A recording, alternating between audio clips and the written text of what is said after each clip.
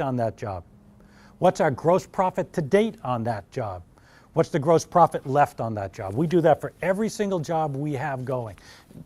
We have, 25, 30 jobs. When I say we, I mean Larissa. We have 25, 30 jobs, and they're all lined up one after another. At the bottom, I can look and see what's my remaining gross profit for the year. Right? I can say I've got $800,000 of gross profit left contracted to do. I know what my overhead for the year is. I know how I'm doing. February, and I got this much money, and I know at the end of the year it's going to cost me this much. I'm doing okay. When I need to do an estimate, when I need to negotiate with a client, when I need to figure something out, knowing where I am with those numbers helps me know what I can do, right? Knowing if I want to take care of somebody, give them a bonus. Am I in a position to do that? Are they helping me to excel? I don't know. Yeah, they're working hard. They're out there, they're sweating, they're doing, but am I making money? If you're not doing all of this work, you don't know. But if you're doing all this work and you know, you should reward those people if they're doing it. And you can. It's clear as day. So, I've talked a little bit about NAHB and all these things I've talked about today. Like I said, I learned them. My dad said to me when I closed my business and kind of went away with my tail between my legs, he said, hey, don't feel bad, consider it like business school. We were just in business school. You didn't go to college, you didn't go to business school. It took 10 years to do it, but I didn't know any more after 10 years of business than I did when I started. I made a lot of mistakes, and along the way I learned some things I wouldn't do anymore, but I had no real business acumen. All I had was the School of Hard Knocks and stuff. When I joined the Builders Association and I started going to the Remodeler Show and the Builders Show, and I got my certification. I'm a certified graduate remodeler. I'm a certified aging in place specialist. I'm a certified green professional, all through the National Association of Home Building. Each of these took going to 3 days of classes, sitting in rooms like this and having lunch with people and sharing experiences and talking about these things. Those were very helpful, and I urge you to do that. And if you're in another industry, electricians, painters, plumbers, electricians, lawyers, there is an association for you. I encourage you, if you're not involved, get involved. If there isn't an association, or if it's not as friendly or as welcoming or as easy, if you join NAHB, you'll get business training. All right, you can come to these classes. You can learn. One additional thing that particularly for your remodelers or builders in the room, there's a program that the National Association has that's called the Remodelers 20 program or the Builders 20 program. That's where I learned the most.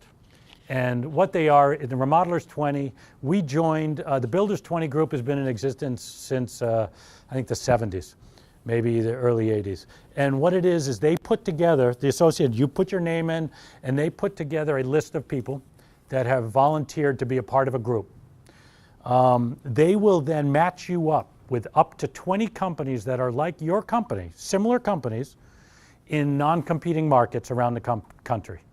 You'll get together twice a year for 3 days, and you'll all travel to this one location, which you decide, your club, your 20 people, and we had 14, they usually average between 14 and 16. You get together and you spend 3 days together.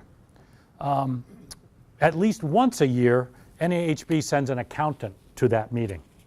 Before the meeting, you fill out this detailed, much more detailed than that, this detailed business profile with all your costs. You come to this meeting, and in front of 14 of your peers, that accountant will rip you apart. It takes you through, why are you doing this? How are you doing that? How come you're doing this? No one else is doing that. You got to pay attention to this. This is a problem. I know you think you're doing great, but look at this. It's unbelievable. It's unbelievable. So I recommend it highly. You get to sit down, you become friends with these people. They become like your board of directors, especially if you're a small business. You have people, you call them up, I'm struggling, I don't know what to do, I'm pissed, I'm upset, I got a hiring problem, I got a firing problem. What am I going to do about this? It's a wonderful program. I'll give you a little insight. What they do, and this is going back a ways now, it was the only one I could find. So this was back in 2003, obviously. And In addition, what they do is every year they take all the 20 clubs. So they took all the 20 clubs, and it was 61 at the time. It was pretty early. We were part of the second club. So I think there were 4 clubs at that point. They were averaging about 15 a per. So out of 61 companies that were similar to mine around the country, they said, all right, in 2001, the average people in these things were doing about $1.9 million in sales. In 2002, they were doing about 1.8. In 2003, they were doing about 2 million. You can compare yourself to the average of people doing the kind of business you're doing around the country. What were their gross margins? In 2001, they were 28.9. 2002, 29.8. 2003, 31.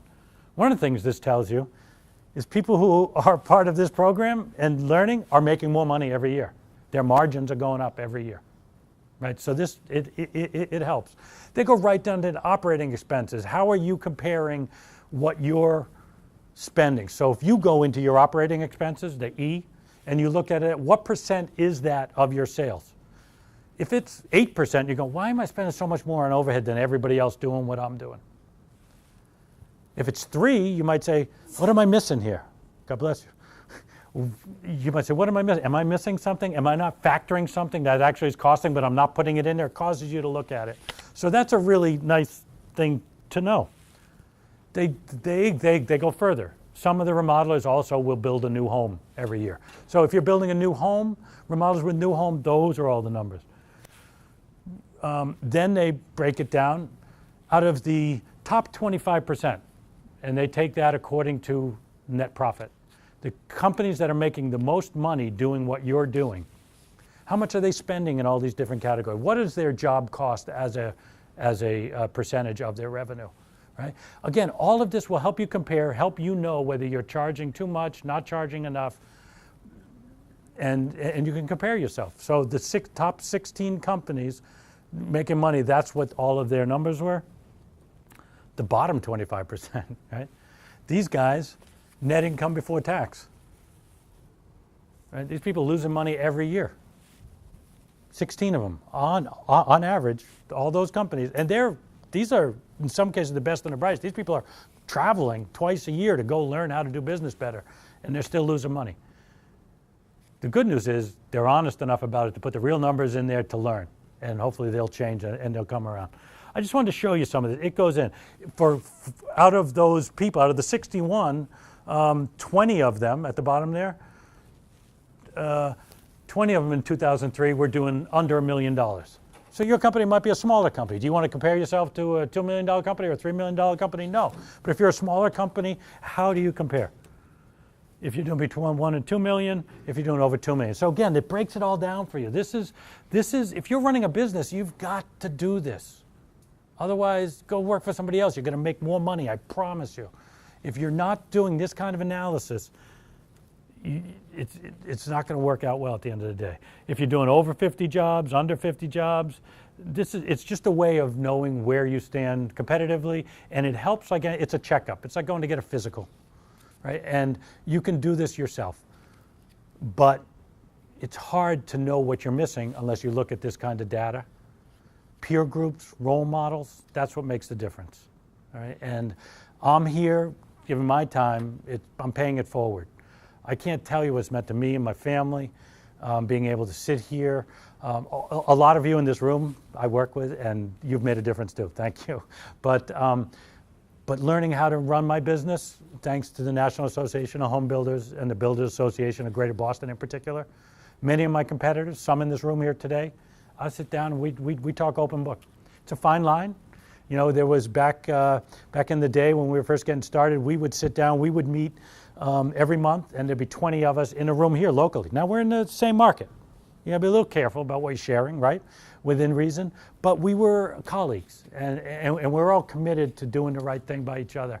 We would share a lot. We put together, once a year, we put together a sheet that says, anonymously, how much are you paying your laborers, how much you're paying your carpenters, how much you're paying your lead carpenters, how much, and it would come out anonymously, so you couldn't tell who was doing what, but you could compare yourself locally how you were doing, All right, and so there are a lot of those type. We would bring speakers in. We'd bring a lawyer in. Andrea, I think, would come in.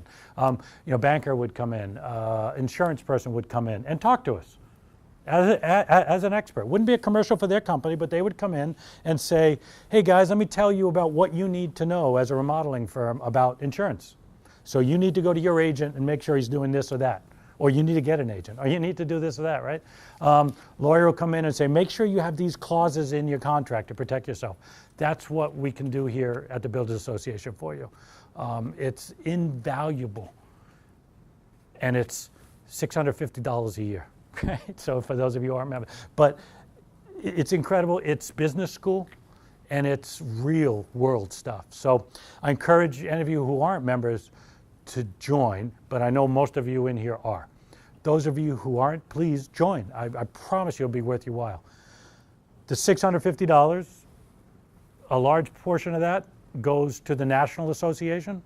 A smaller portion goes to the State Association, and part of it stays right here for us to run these kind of programs, to rent the space and do the things we do. So